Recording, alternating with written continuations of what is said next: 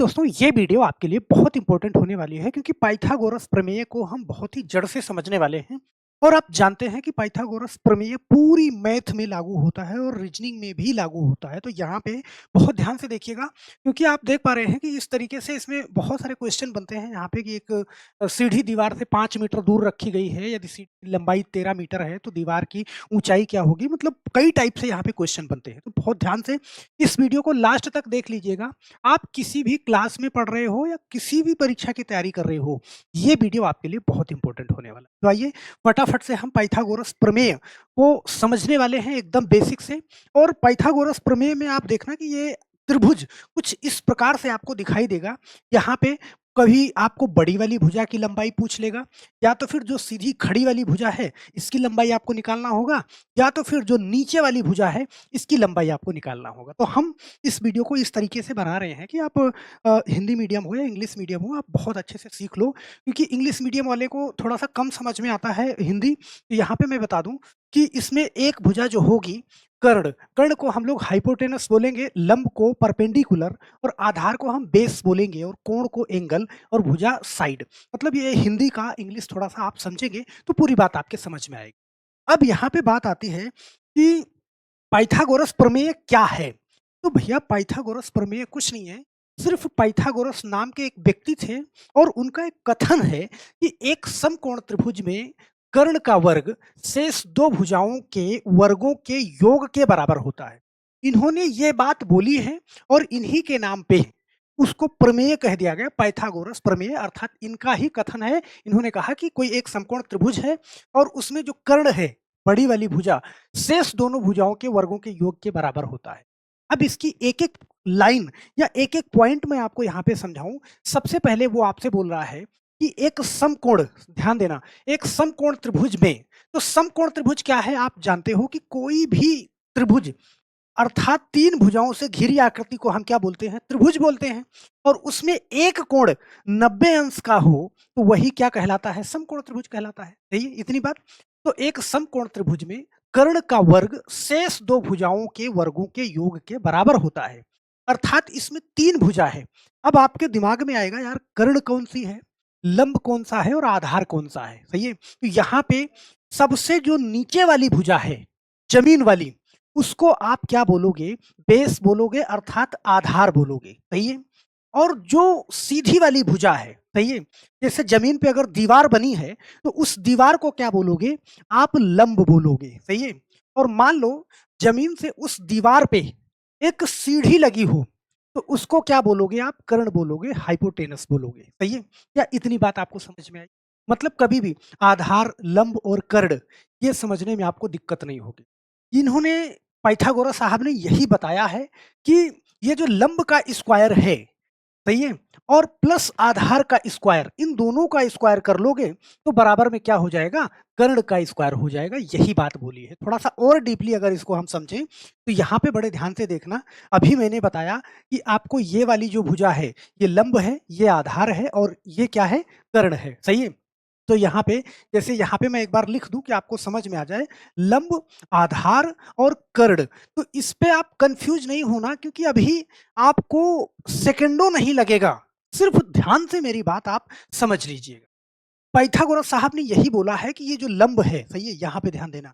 ये जो लंब है, लंब का स्क्वायर करोगे, सही है? जो कुछ भी मान दिया हो, और प्लस यहाँ पे आधार का स्क्वायर करोगे, आधार का स्क्वायर करोगे, तो यही किसके बराबर आएगा?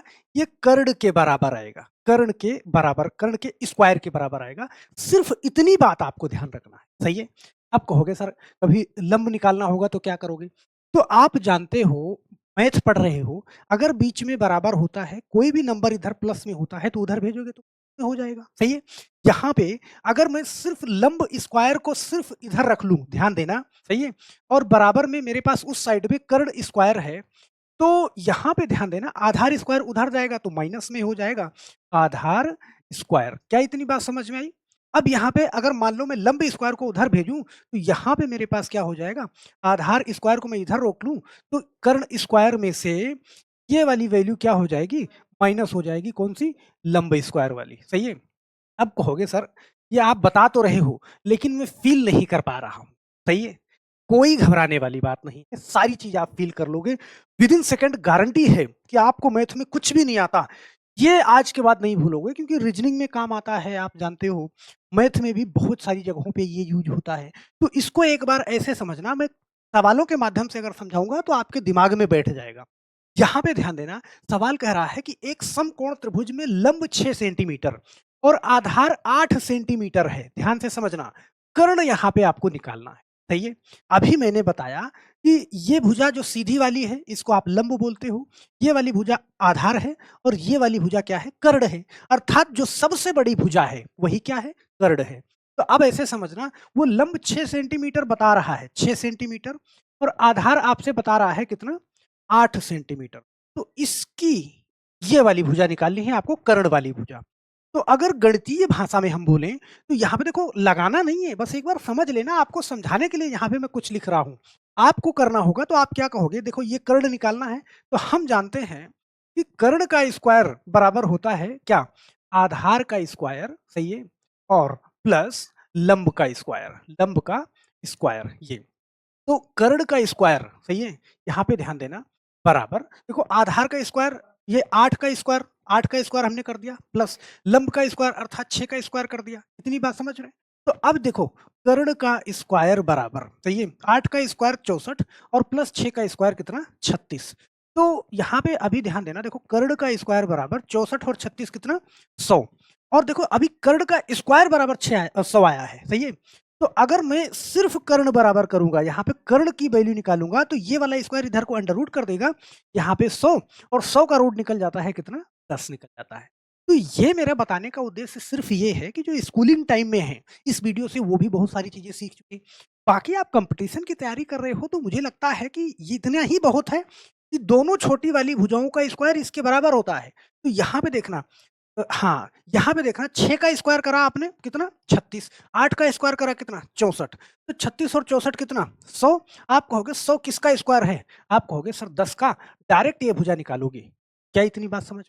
मुझे नहीं लगता कि इसमें आप बहुत ज़्यादा कन्फ्यूज़ होंगे, बहुत तेज़ी के साथ में आप निकालोगे। अब यहीं पे बात आती है, इसी सवाल में सवाल कभी-कभी आपसे मान लो ये भुजा पूछ ले, चलो दूसरे में थोड़ा-सा मैं ट्राई करता हूँ, दूसरे वाले सवाल में आपको समझा दूँ यहाँ पे, जैसे ये सवाल है। सही है? सारी बात यहीं पे मैं क्लियर कर दूँगा। यहाँ पे सवाल कर रहा है कि एक सीढ़ी दीवार से 5 मीटर दूर रखी है, ऐसे समझना। ऐसे मान लो यहाँ पे कि ये ज़मीन है, सही है? और यहाँ पे क्या है? दीवार है, दीवार। अब सवाल आपसे ये कह रहा है कि एक जो सीढ़ी है, वो दीवार से जो है 5 मीटर दूर रखी है। तो यहाँ पे मान लो, यहाँ से 5 मीटर दूर यहाँ पे सीढ़ी रखी है, ऐसे समझना, सही है? और फिर कह रहा है यदि सीढ़ी की लंबाई 13 मीटर हो, यहाँ से वो ऐसे बता रहा है कि सीढ़ी टोटल कितना 13 मीटर लंबी हो, ये समझना, सही है? और ये कह रहा है कि दीवार से 5 मीटर दूर हो, तो ये कितना है? 5 मीटर है, सही है? अब यहाँ से आप एक बार ऐसे समझना कि स्कूलिंग टाइम में आपको क्या करना है? अभी तो आप कहोगे कि ये आपको क्या निकालना है? इसका मतलब आपको लंब निकालना है, लंब स्क्वायर। तो हम जानते हैं कि जो लंब का स्क्वायर होता है, वो बराबर होता है किसके? कर्ण का स्क्वायर, सही है? और माइनस आधार स्क्वायर, आधार स्क्वायर, सही है? अगर आपको बड़ी वाली भुजा की वैल्यू दी है, तो इसमें से किसी एक भुजा की वैल्यू वो पूछेगा, तो बड़ी वाली में से ये माइनस हो जाएगा अगर ये निकालना है तो।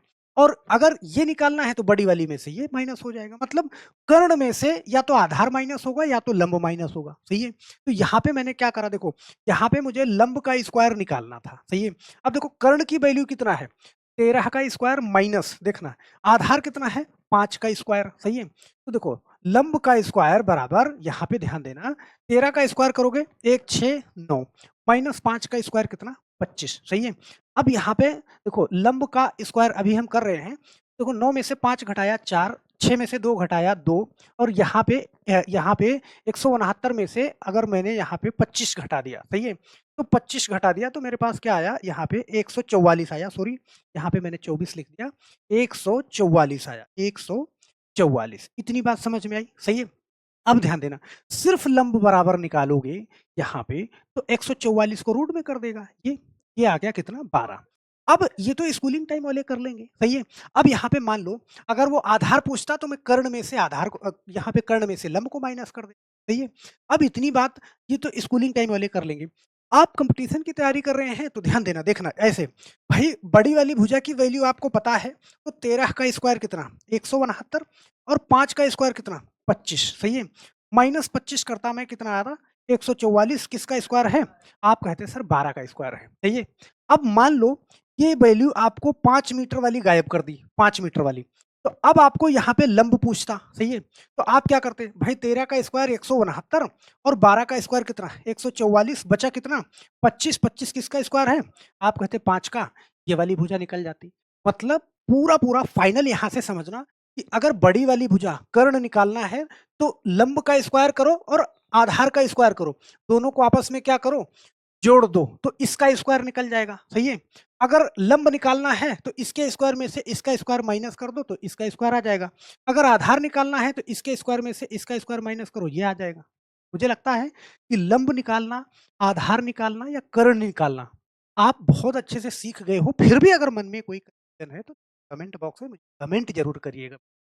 यहाँ पे कई टाइप के क्वेश्चन आपसे ऐसे पूछ लिए जाते हैं। अब वो लैंग्वेज में पूछ लेंगे थोड़ा-सा उसमें कुछ बातें बोल करके, तो आप कन्फ्यूज़ हो जाते हैं। बिल्कुल कन्फ्यूज़ नहीं होना। अगर आप ये मेरी छोटी-सी वीडियो अगर आप समझ गए हैं, तो यहाँ पे मैं एक सवाल देता हूँ आपको कि एक व्यक्ति 6 किलोमीटर पूर्व तथा 8 किलोमीटर उत्तर की ओर चलता है, ऐसे समझना। आप जानते हो कि यहाँ पे सबसे ऊपर क्या होता है? ध्यान देना, उत्तर, सही है? और नीचे क्या होगा? दक्षिण होगा।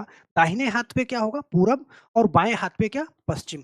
सवाल आपसे कह रहा है 6 किलोमीटर पूर्व तथा 8 किलोमीटर उत्तर की ओर चलता है। यहाँ से अगर वो 6 किलोमीटर पूर्व चलेगा और 8 किलोमीटर उत्तर चलेगा, सही है? फिर कह रहा है कि प्रारंभिक बिंदु से उसकी न्यूनतम दूरी क्या होगी? मतलब आप ऐसे समझना कि नीचे वाली भुजा क्या? आधार हो गई, सही है? और सीधी वाली भुजा क्या? लंब हो गई। इसका मतलब ये आपको क्या निकालना है? कर्ण निकालना है, सही है? तो बहुत आराम से मुझे लगता है कि आप सोच के बता सकते हो बहुत तेज़ी के। तो मेरे दोस्त, अगर ये वीडियो छोटी-सी आपको समझ में आई है, अगर आप चैनल पे नए हैं तो चैनल को सब्सक्राइब ज़रूर कर लीजिएगा और जाते-जाते वीडियो को लाइक करना बिल्कुल नहीं भूलिएगा। इसका जवाब नीचे कमेंट बॉक्स में ज़रूर दीजिएगा और हम आशा करते हैं कि अगला कमेंट हम अगली वीडियो में आपके नाम का सही जवाब वाला लगाएँगे। तो बस आज के लिए सिर्फ़ इतना ही मेरे दोस्त। फिर मिलते हैं हम नेक्स्ट वीडियो में, तब तक के लिए आप सभी लोगों का बहुत-बहुत धन्यवाद। जय हिंद।